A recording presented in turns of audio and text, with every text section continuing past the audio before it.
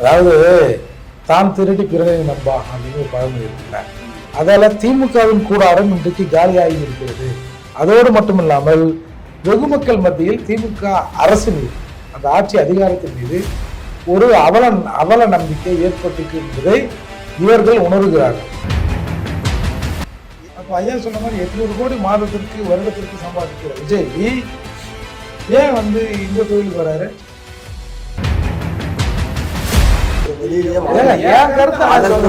உங்க கருத்துக்கு அதுக்காக ஒருத்தரை பழிய தூக்கி போடலாமா?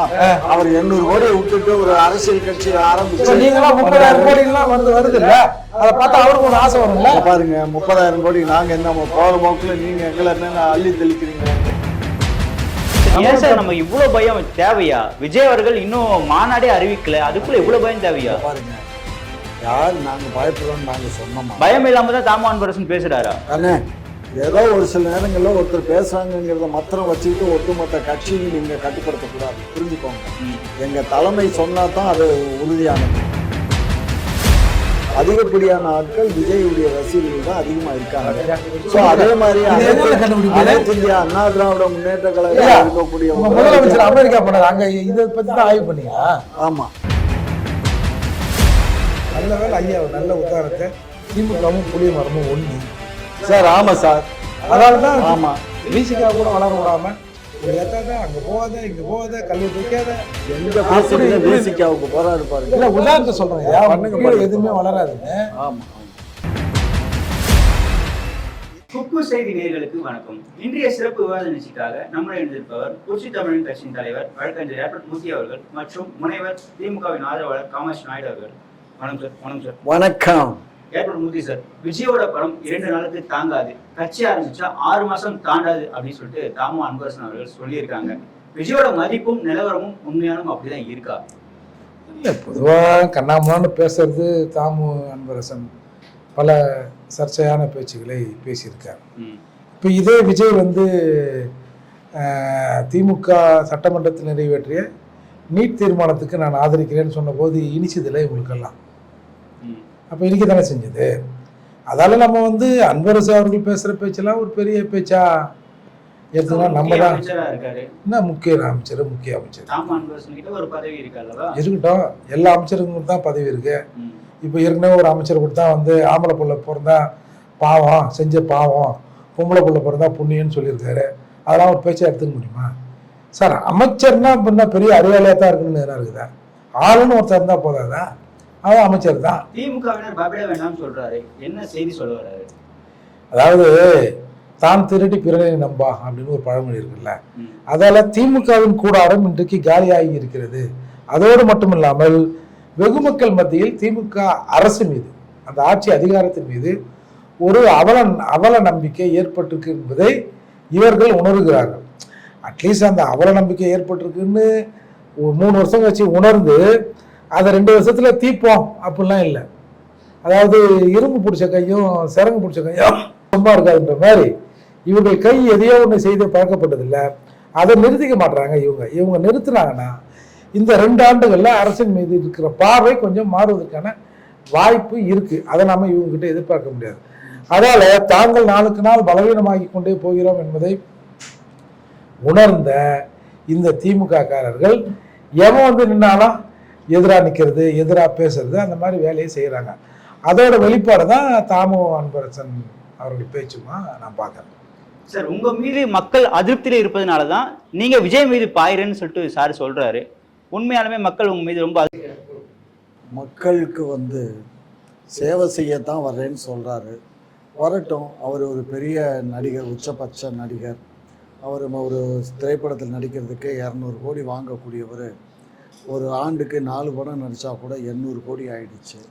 அவ்வளவு வசதி மிக்க ஒருத்தர் திரைப்படத்தில் விட்டுட்டு நான் மக்களுக்கு சேவை செய்ய வர்றேன்னு சொல்கிறத நாங்கள் இருகரம் கூப்பி வரவேற்கிறோம். புளி வியாபாரம் போனால் நல்லா லாபம் வருது, பண்ணினே இருக்கிறான். ஏன் டகால புண்ணாக்கு வியாபாரத்துக்கு வரான்? புளி வியாபாரத்தில் என்ன காரணமாக இருக்கும்? புண்ணாக்கு வியாபாரத்தில் அதிக லாபம் இருக்குன்னா தொழிலை மாற்றுவாங்க.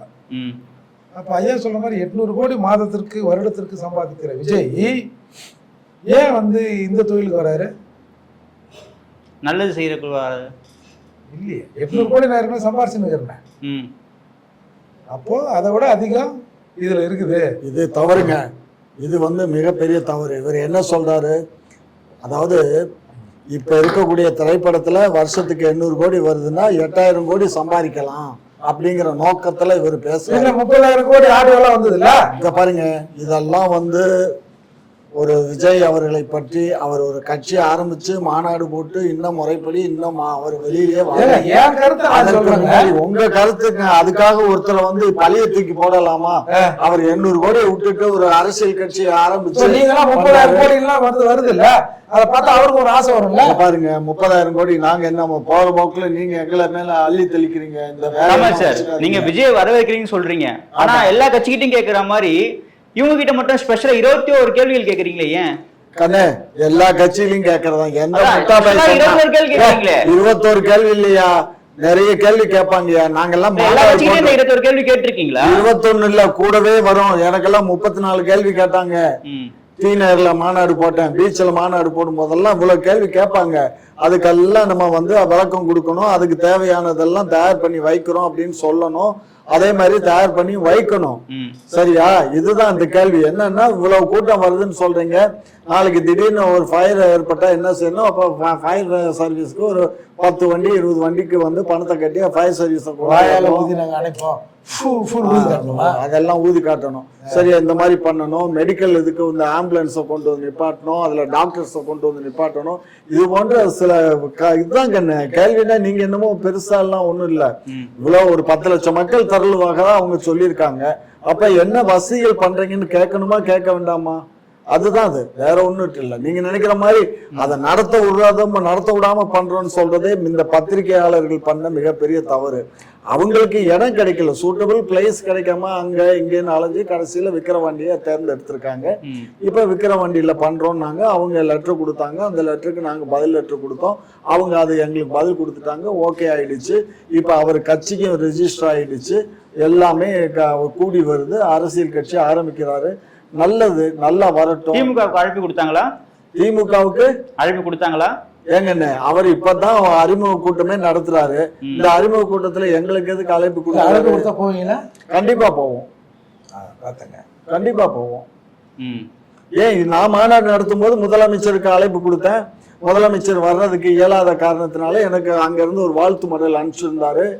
இதெல்லாம் வந்து அரசியல் கட்சி இல்ல, இதெல்லாம் வந்து சகஜம் ஐயா.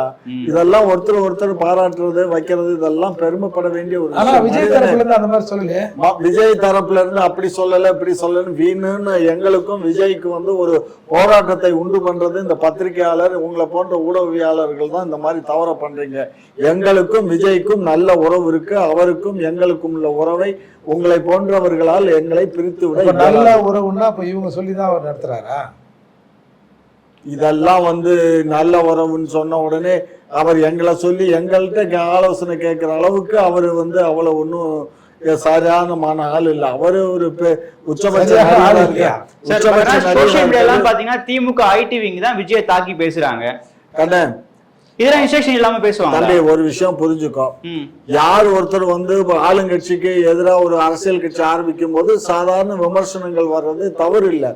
விமர்சனங்கள் ஆரோக்கியமானதாக இருக்கணுமே தவிர அது தவறானதாக. திமுக ஆரோக்கியமா விமர்சனம் வைக்குது. அப்ப ஆமா ஆமா ஆமா, திமுக ஆரோக்கியமா விமர்சனம் வைக்குதுன்னா விமர்சனமே வைக்கப்படும். நாகரிகத்தை பத்தி நீங்க பேசுறீங்க, ஆரோக்கியத்தை பத்தி நீங்க பேசுறீங்க, டீசெண்டை பற்றி நீங்கள் பேசுகிறீங்க. அது உங்கள் ஐடிவிங்க வந்து ரொம்ப டீசெண்டாக இருக்குதுன்னு அவன் வீட்டில் இருக்கிற பொம்பளைங்களை பற்றி அசிங்கமாக போடுறாங்க. எதை போட்டாலும் வந்து செக்ஸாக போடுறது, எதை பண்ணாலும் கொச்சையாக பேசுறது, இந்த மாதிரியான விஷயங்களை இவங்க பேரில் போடுறாங்க. இவங்க என்ன சொல்லுவாங்க, நாங்கள் போடலன்றாங்க. நாங்கள் போடலன்னா அது மாதிரி ஐடியில் வரவங்க மேலே புகார் தரணும்ல, அதையும் செய்ய மாட்டாங்க. எங்க ஐடிவிங்க திமுக திராவிட முன்னேற்ற கழகத்தினுடைய ஆதரிக்கேட்டடா இருக்கக்கூடிய ஐடிவிங்ல இருந்து ஒரு காலம் தவறான இப்படி ஒவ்வொருத்த மேலயும் நாங்க நடவடிக்கை ஒண்ணு வேண்டாம் சார். உங்களையும் டோல் பண்ணி எவ்வளவு வருது, நீங்கள் நானும் நடவடிக்கை எடுத்துட்டோமா? அது கேவலப்படுத்தினா நம்ம சொல்லலாம். கேவலமா இல்லையா? எவ்வளவு கேவலமா போடுறான் என்ன பத்தி பாக்கலையா நீங்க? அசிங்கமா சும்மா இருங்க, அதெல்லாம் கிடையாதுங்க. ஒரு விஷயம் புரிஞ்சுக்கோங்க, மக்கள் வந்து பொதுமன்றத்துக்கு வந்துட்டோம் அப்படின்னா நல்லதுங்க. ஆனா குறிப்பிட்ட சிலர் மீது நடவடிக்கை எடுக்கிறீங்களா? அது எப்படி? ஒரு மீம்ஸை ஒரு பிரபல தொலைக்காட்சி நிறுவனம் போட்ட மீம்ஸை ஒருத்தர் ரீட்வீட் பண்றான், அவனை போய் பிடிக்கிறீங்க நைட் ஒரு நைட்டா? நீங்க சார் சொல்லணும். கண்ணே, நீங்க ஒரு விஷயம் நல்லா புரிஞ்சுக்கோங்க. நாங்க வந்து அந்த பீம்ஸை போட்டோம் வந்து காவல்துறை அதன் மீது நடவடிக்கை எடுக்குது. காவல்துறைக்கு வந்து அது தவறான புகார் தருது, பல இடங்கள்ல கொடுக்குறாங்க. புகாரின் அடிப்படையில அவங்க கைது பண்றாங்க. நீங்க அந்த மாதிரி ஐடிவிங்க தவறா இருந்துச்சுன்னா நீங்க புகார் கொடுங்க. பேர்ல வந்து இந்த மாதிரி வந்து அவதூறு கலப்புறாங்க சிலர், எங்க பேரை தவறா பயன்படுத்துறாங்கன்னா அப்ப நீங்க தானே நடவடிக்கை? நாங்க கடந்து போறோம். கடந்து போறீங்க. சில விஷயங்களை நாங்க எங்கேயோ ஒரு இடத்துல பாடினாரு, போய் திருச்சியில போய் ஐடிவி புகார் கொடுத்தது இல்ல சார்? இங்க பாருங்க, நாங்க சில விஷயம் என்ன சொல்ல வரீங்க? தமிழ்நாட்டுல வெக்கம், மானம், சூடு, சொரணை இருக்கிற ஒரே நபர்கள் திமுக ஐடிவி தானே? எல்லாத்துக்கும் தான் இருக்கு சொரணை. இங்க பாருங்க, கம்ப்ளைண்ட் நாங்க கொடுக்குறோம், கம்ப்ளைண்ட் நாங்க கொடுக்கல அப்படிங்கறதெல்லாம் விஷயம். தவறுகள் நடக்கும்போது சுட்டி காட்டப்படுது. அந்த தவறுகளை திருத்திக் கொள்வதற்கு ஒரு சந்தர்ப்பம் அளிக்கப்படுது. தவறு செய்பவர்கள் கூப்பிட்டு ரிமாண்ட் எல்லாம் பண்றீங்க, கூப்பிட்டு வானா பண்றீங்க. அதுதான் ரிமாண்ட் பண்ணாலும் வான் பண்ணாலும் ஒண்ணுதாங்க. ரிமாண்ட் பண்ணி இவங்க என்ன சிறைச்சாலையில போட்டு தூக்குல போட போறாங்களா? ஏங்க ரிமாண்ட் பண்ணா பெயில் இருக்குது, ஷூரிட்டி இருக்குது, கண்டிஷன் பெயில் வந்துருவாங்கல்ல. அப்புறம் என்ன வந்துருவாங்கல்ல? இப்போ விஜய் மீது கொடுக்கிற நெருக்கடி வந்து விஜய் மீது திமுகவுக்கு இருக்க பயமா இல்ல சரியான நடவடிக்கையா பாக்கணுமா? இத இல்ல பயம் தாங்க. பயமா? பயம் தான். இவங்களுக்கு எதை பார்த்தாலும் பயம் தான். சார், இவ்வளோ வருஷம் ஒரு கட்சி இருக்கு, ஸ்ட்ராங்கா வேரூன்று இருக்கு, எப்படி சார் பயப்படுவாங்க நீங்க சொல்றீங்க? வேரூன்று இருக்கிறது நம்ம பாக்குறோம். கருணாநிதியை போல, மதிப்புக்குரிய கருணாநிதி அவர்களை போல ஸ்டாலின் அவர்களுக்கு அரசியல்ல அந்த திறமை இருக்கா, அனுபவம் இருக்கா? வெற்றி பெற்றிருக்காரு சார், வெற்றி பெற்றிருக்காருங்க. பல விஷயங்கள் வந்து குறி உட்கார பணமா வந்துருவாங்கல்ல, அந்த மாதிரி கூட நடந்திருக்கலாம். ஆனால் அத்தகைய சாணக்கியத்தனம் நம்ம ஸ்டாலின் அவர்கிட்ட இருக்கா? பிராக்டிகலா இல்ல. அப்போ உதயநிதிக்கு நீங்க கம்பேர் பண்ணீங்கன்னா ஸ்டாலினோடு உதயநிதிக்கு அது சுத்தமா கம்மின்னு தானே அர்த்தம். அப்போ டே பை டே திமுக கூடாரம் தன்னுடைய கொள்கை எழுந்து வலுவிழந்து வருகிற போது யாராவது ஒருத்தன் புதுசா ஒருத்தன் வந்தான்னா இங்க இருந்து கொஞ்சம் பேர் அங்கே ஓட்டுவானோ, இல்லை அவன் சொன்னால் திமுக இந்த மாதிரிலாம் செய்யுது, இது சரியில்லைன்னு சொன்னா அது பொதுமக்களிடம் இல்லை அவர்கள் கட்சிக்காரர்களிடம் போய் சேர்ந்துருமோ அப்படிங்கிற ஒரு பயம் இருக்குல்ல இவங்களுக்கு. அந்த பயத்தின் அடிப்படையில் எதிராளிகள் யாரும் ஒன்று சேரக்கூடாது, இல்லை எதிராளிகள் பக்கம் தனக்கு எதிராக யாராவது வந்துவிடக்கூடாதுன்னு திமுக இயல்பா நினைக்கத்தானே செய்யும். சரி, ஏன் சார் நம்ம இவ்வளவு பயம் தேவையா? விஜய் அவர்கள் இன்னும் மாநாடே அறிவிக்கல, அதுக்குள்ள இவ்வளவு பயம் தேவையா? பாருங்க, யாரு நாங்க பயப்படுறோம் நாங்க சொன்னோமா? பயம் இல்லாம தான் தாமான் பரசன் பேசுறாரா? ஏதோ ஒரு சில நேரங்கள்ல ஒருத்தர் பேசுறாங்கிறத மாத்திரம் வச்சுக்கிட்டு ஒட்டுமொத்த கட்சியை நீங்க கட்டுப்படுத்தக்கூடாது. புரிஞ்சுக்கோங்க, எங்க தலைமை சொன்னா தான் அது உறுதியானது. எங்க தலைமை அதை பத்தி சொல்லல, வாழ்த்து தான் சொல்லி இருக்கு. புரிஞ்சுக்கோங்க. ஒரு பக்கம் தலைமை வாழ்த்து சொல்ல, இன்னொரு பக்கம் சும்மா இருங்க சார். உங்களுக்கு தான் பேச தெரியும், பேசாதீங்க. எங்களுடைய இதை பொறுத்த மட்டும் நாங்க யாருக்கும் பயப்படலை. ஏன் இவர் இன்னும் வந்து கட்சி ஆரம்பிச்சு தேர்தலில் சந்திச்சு இன்னும் வாக்கு வாங்கல. திரு சீமான் அவர்கள் 8.2% வாக்குகளை கடந்த நாடாளுமன்ற தேர்தலில் வாங்கியிருக்காங்க. அவங்களே வந்து இவர் கூட கூட்டணின்னு சொன்னாரு. அதுக்கப்புறம் கூட்டணின்னு சொல்ல, தம்பி தான் கூட்டணி பத்தி முடிவு செய்யணும்னு சொன்னாரு. நிருபர்கள் கேட்டதுக்கு நீங்க போய் அவர்கிட்ட கேளுங்க அப்படின்னு தான் சொன்னாரு. ஸோ அப்போ இது மாதிரி விஷயங்கள் இருக்கும்போது நாளைக்கு அவங்க ஒரு கூட்டணி வச்சா அது எங்களுக்கு பாதிப்பு ஏற்படுமானா 100க்கு 100 எங்களுக்கு பாதிப்பு ஏற்படாது. ஏன்னா சீமான்கிட்ட இருக்கவங்க அதிகப்படியான ஆட்கள் விஜயுடைய ரசிகர்கள் தான் அதிகமா இருக்காங்க. ஸோ அதே மாதிரி அனைத்து இந்திய அண்ணா திராவிட முன்னேற்ற கழகத்தில் இருக்கக்கூடிய முதலமைச்சர் அமெரிக்கா போனாங்க, இதை பத்தி தான் ஆய்வு பண்ணீங்களா? ஆமா. ஆகையினால எங்களுடைய கட்சியில் இருக்கக்கூடிய தொண்டர்கள் எல்லாம் யாரும் வந்து இது வந்து ஒரு பழமொழி சொல்லுவாங்க, புளிய மரத்துல பச்சை மரத்துல ஆணி அடிச்ச மாதிரி எங்க கட்சியில் இருக்க தொண்டர்கள், எங்க தொண்டர்கள் யாரும் போக. சரியா? வேற எந்த செடியும் முளைக்க முடியாது தெரியுமா? நீங்க பாருங்க, புளிய மரம் கீழே வெறும் கட்டாந்தரையா தான் இருக்கும். எல்லாம் அப்ப அவன் ஒரு புளிய மரம்பா, அவங்க கிட்ட எதுவுமே வளராதுப்பா அப்படின்னு சொல்லுவாங்கல்ல. அப்போ புளிய மரத்தின் தன்மை வேறு எதையும் வளர விடாமல் பார்த்து கொள்வது. நல்ல வேலை ஐயா நல்ல உதாரணத்தை, திமுகவும் புளிய மரமும் ஒண்ணு சார். ஆமா சார், அதனாலதான் ஆமா விசிகா கூட வளர விடாம இப்படி ஏத்தாத, அங்க போகாத, இங்க போகாத, கல்வெட்டு வைக்காத. எங்க பேசிட்டு பேசிக்க அவங்க போறாரு பாருங்க. இல்ல உதாரணத்தை சொல்றேன், பண்ணுங்க. எதுவுமே வளராதுன்னு. ஆமா ஆமா. அப்படியே வளர்ந்து கொஞ்சம் அப்படி போற மாதிரி வச்சுக்க, ஒரு செடியை 2 செடி ஆக்கிடுவாங்க. ஒரு செடி எங்ககிட்ட இருக்கட்டும், ஒரு செடி வேற எங்கன்னா போட்டோம் அப்படின்னு கட்சியை ஒடிச்சு கண்ணாமண்ணம் ஆக்கிடுவாங்க. அதுதான் திமுகவின் பாலிசி. சார் ரீசெண்டாக கூட திருமாவளவனுடைய சமீபத்திய அரசியல் நகர்வு இதெல்லாம் திமுகவுக்கு என்ன சொல்லப்படுகிற செய்தியா இருக்கும்? நீங்க ரொம்ப தப்பு பண்றீங்க, பார்த்துங்க, உஷாரா இருங்க, நீங்களாம் எங்களை வச்சுதான் நீங்க ஜெயிச்சிருங்க, ரொம்ப ஆட்டம் போடாதீங்க அப்படின்னு சொல்ல வராங்க தான் நான் பார்க்குறேன். அப்படிதான் பார்க்கணுமா சார்? அதாவது இவர் வாய் புளித்ததோ மாங்காய் புளித்ததோன்னு பேசக்கூடிய நபர் பேசுறாங்க. நாங்கள் செத்து போச்சு. ஆகையினால எங்களை பொறுத்தமட்டிலும் திருமாவுக்கும் எங்களுக்கும் எந்த விதமான கருத்து வேறுபாடு கிடையாது. நாங்கள் நினைப்பதை அவர் செய்வார், அவர் செய்வதை நாங்கள். அப்ப நீங்கள் தான் நினைக்கிறீர்களா மதுக்கடைகளை மூட வேண்டும், மதுக்கடைகளை மூட வேண்டும் என்று உறுதியாக 100க்கு 100 நாங்கள் நினைக்கிறோம். பொருளாதார வசதி இல்லாத காரணத்தினால், பொருளாதார நெருக்கடியின் காரணமாக அரசுக்கு, ஆகையினால்தான் நாங்க அதை மூடுவது தள்ளி போய் கொண்டிருக்கிறோம். அரசுக்கு தான் அந்த 30% லீக்கேஜ்ன்றது. நீங்க பாருங்க, இதெல்லாம் நீங்க எடுத்தோம் கவிழ்த்தோம். பிடிஆர் முன்னாள் நிதியமைச்சர் சொன்னதானங்க. ஆமா, முன்னாள் நிதியமைச்சர். ஏங்க யாரோ ஒருத்தர் போற போக்குல எதையாவது ஒண்ணு வச்சுட்டு போயிட்டா அதை அறுவடை பண்ணிட்டு இருப்பீங்களா? அவர் நான் சொல்லலேன்னு எத்தனை ஊடகங்கள்ல பேசியிருக்காரு, அதெல்லாம் எடுத்துக்க மாட்டீங்களா? போன்ல சொன்னாங்க, என்கிட்ட போன்ல ஊடகங்களே பேச. உங்களுக்கு எதிராக ஒரு கூட்டணியே இப்ப அமைக்க போறாங்க சார். திமுக இன்னும் வேடிக்கை பார்த்துட்டு இருந்தா என்ன ஆகுறது? 2026 மீண்டும் திராவிட மாடல் ஆட்சின்ற கனவு என்ன ஆகுறது? கண்ணு கொஞ்சம் பொறுக்கண்ணு.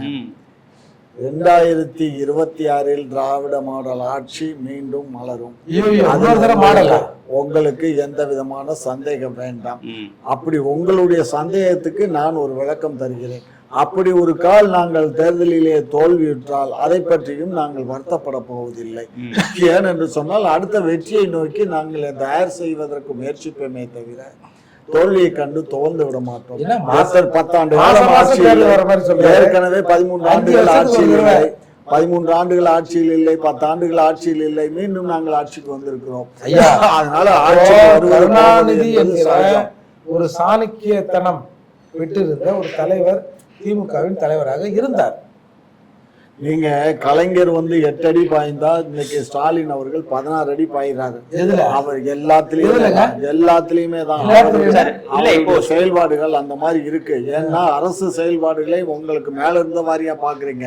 உள்கட்டமைப்புகள் சரியான முறையில் செய்யப்பட்டிருக்கு. மக்களுடைய நலனை பேணி காப்பதில் எங்களுடைய திராவிட மாடல் ஆட்சி ரொம்ப சிறப்பாக செயலாற்றி வருகிறது. இன்றைக்கு கூட சில இந்த ஆசிரியர்கள் போராட்டங்கள் நடைபெறுகிறது. இதற்கு முதலமைச்சர் வந்தவுடனே அவர்களோடு பேசி அவர்களுக்கும் தீர்வு காணப்படும். பல்வேறு தொழிலாளிகள் நலனுக்காகவே ஏற்கனவே ஒரு நம்ம இப்போ போக்குவரத்து கழகத்தில் நிறைய பிரச்சனை இருந்தது, அதெல்லாம் சால்வ் பண்ணிட்டோம். அடுத்து டீச்சர்ஸ் பிரச்சனை, அதையும் சால்வ் பண்ணுவோம். தூக்கம் வராது. ஏன்னா எல்லாத்தையும் நாங்கள் முறைப்படுத்தி எல்லாமே செயல்பாடுகளோடு செய்துக்கிட்டு இருக்கோம். அவ்வளோதானே மூர்த்தி சார்? சொல்லுங்களேன். பேசுங்க. மூர்த்தி சார், தொடர்ந்து ஸ்டாலின் அவர்கள் 4 எலெக்ஷனா வின் பண்ணிட்டு வர்றாரு சார். அவர் எப்படி நீங்க சாணக்கியத்தனம் இல்லைன்னு சொல்லிட்டு சொல்லுவீங்க சார்? எதிர்கட்சிகள் பலம் சார். உங்க மனசாட்சி சொல்லிட்டு சொல்லுங்க. அதிமுகவும் பாஜகவும் ஒன்றிணைஞ்சு நின்று இருக்கா இந்த 40க்கு 40 நடந்திருக்குமா? அது சாணக்கியத்தனம் தானே. நடந்திருக்குமா? இல்ல. அப்போ உங்களுக்கு அந்த மாதிரியான சூழ்நிலை அமைஞ்சிடுச்சு. அமையலனா என்ன பண்ணிருப்பீங்க?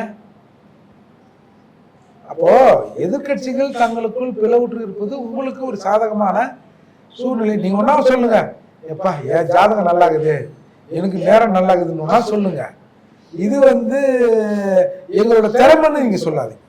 இவர் எப்ப ஜோதிடம் பார்க்க ஆரம்பிச்சாரு? ஏங்க நீங்க ஜோசியம் தானே பார்ப்பீங்க. ஏற்கனவே கிளி ஜோதிடத்தை அழிச்சாச்சு, எலி ஜோதிடத்தை அழிச்சாச்சு, பண்ணக்கூடாதுன்னு சட்டம் போட்டாச்சு. இவர் இப்ப புதுசா ஒரு ஜோதிடம் சொல்றாரு. நீங்க ஜோதிடத்தின் மீது நம்பிக்கை உள்ள நபர்கள் தானே நீங்க? கருணாநிதி அவர்கள்கிட்ட ஜோசியத்தை கொடுத்தோம்னா பிச்சு அக்குவரா பலனே சொல்லுவாங்க. ஆமா, நீங்க தான் போய் ஜாதகத்தை பலனும் பரிகாரமும் சொல்லுவாராமா? நீங்க தான் ஜாதகத்தை கொடுத்தா அதுக்கு என்ன அர்த்தம்னா ஒவ்வொரு வேலையும் அவர் ஜாதகம் பார்த்து தான் செய்வாருன்னு மாதிரி தான் சொல்றாங்க. இப்போ அதே மாதிரி ஸ்டாலின் அவர்கள், அதே மாதிரி உதயநிதி அவர்கள் ஜாதகம் இப்போ ஐயாவே ஜாதகம் பார்த்து தான் செய்யறாரு. ஏங்க நல்லாதான் சொல்லுங்க, நல்லதையே செய்யுங்க. எதுக்குங்க தேவையில்லாத வெட்டி வேலை பாக்குறீங்க? அமாவாசையில தான் சில வேலையை ஆரம்பிக்கிறாரு. அமாவாசையில நல்ல நேரம் கெட்ட நேரம் பார்த்தா வீட்டுல இருந்து கிளம்புறாரு. பாத்துக்கோங்க. சரி, இப்ப உங்களால தனித்து நின்று ஜெயிச்சிட முடியுமா? இப்ப என்ன இப்போ திருமாவளவன் தம்பி பாத்தீங்கன்னா தனித்து நின்று ஜெயிக்க இயலுமானா இந்த 26 தேர்தல்ல எங்களால நின்றுங்களா இப்ப ஜெயிப்போம். இங்க பாருங்க, 2026 சட்டமன்ற தேர்தலில் நாங்கள் எங்களை விட்டு கூட்டணிகள் பிரிந்து சென்றால் நாங்கள் அதை பற்றி கவலைப்படவில்லை. தனித்து நாங்கள் அரசியலை தேர்தலை சந்திக்க நாங்கள் தயார். கண்டிப்பாக நாங்கள் மீண்டும் ஆட்சி அமைப்போம். பிரிஞ்சு போனாங்கன்னா அவங்க எல்லாம் உதிர்ந்த ரோமம். அதெல்லாம் நாங்க அந்த மாதிரி அசிங்கமா எல்லாம் சொல்ல மாட்டோம். எல்லாம் மேடம் தான் சொல்லுவாங்க. நாங்க அப்படி எல்லாம் சொல்ல மாட்டோம். நீங்க என்ன சொல்லுங்க? நாங்க ஒண்ணும் சொல்ல மாட்டோம். நீங்க எல்லாம் கேடா முடிஞ்சது நீங்களா? அவ்வளவுதான். சார், இறுதி கேள்வியா, இப்ப ரீசெண்டா பாத்தீங்கன்னா கார் ரேஸ் முடிஞ்சிருந்தது. ஆனா இப்போ முதல்வர் கோப்பை சொல்லிட்டு ஆரம்பிச்சிருக்காங்க. ஆனா அது சரியா நடத்தல அப்படின்னு சொல்றாங்க. கார் ரேஸுக்கு கொடுத்த முக்கியத்துவம் இதுக்கு ஏன் கொடுக்கல நினைக்கிறீங்க? எதுக்கு சொல்றீங்க? கார் ரேஸுக்கு பாத்தீங்கன்னா நிறைய முக்கியத்துவம் கொடுத்து நடத்தினாங்க. ஆனா இப்போ முதல்வர் கோப்பை பாத்தீங்கன்னா சரியா நடத்தல சொல்லிட்டு மக்கள் கிட்ட இருந்து புகார்கள் வருது. முதல்வர் கோப்பை நாங்களாம் நடத்துறது. கார் ரேஸ் வேற ஒரு இது சொல்லி நடத்துறது. யாரு? அதான் அந்த கம்பெனி, ஒரு கம்பெனி, பெரிய கம்பெனி அது. அப்புறம் அந்த கம்பெனிக்காரன் கேட்க மாட்டானா நேத்தால அப்படி விட்ட எங்களுன்னு? அதெல்லாம் சிறப்பா கண்ணும் கருத்துமா செஞ்சிருக்காங்க. இதுல என்ன உங்களுக்கு என்ன போற? ஆமா சார், கார் ரேஸுக்கு சொல்லு. கார் ரேஸ்க்கு முக்கியத்துவம் கொடுத்தீங்க. ஆனா நம்மளுடைய மாநில மாணவர்களுக்கு நடக்கிற ஒரு கோப்பைக்கு ஏன் கொடுக்க மாட்டீங்க? யார் சொன்னா? மக்கள் புகாருக்கு சொல்றாங்க சார். மக்கள்னு இந்த ஊடகங்கள் பரப்புற செய்தி தான் அநியாய செய்தியா இருக்கு. ரெண்டாவது, இது போன்ற இவரை போன்ற மனிதர்கள் எல்லாம் உட்கார்ந்துகிட்டு எங்களை தவறாக சித்தரிக்கிறீங்க. நாங்க எல்லாத்துக்குமே எல்லாமே இந்த அரசு திராவிட மாடல் அரசு, நம் நாட்டில் வாழுகின்ற அனைத்து மக்களுக்குமான அரசு. இந்த அனைத்து மக்களையும் வாழ வைக்கிறது தான் எங்களுடைய கொள்கை. விளையாட்டுத்துறைக்கே முதல் முறையாக அமைச்சரை அமைத்ததே எங்களுடைய அரசு தான்.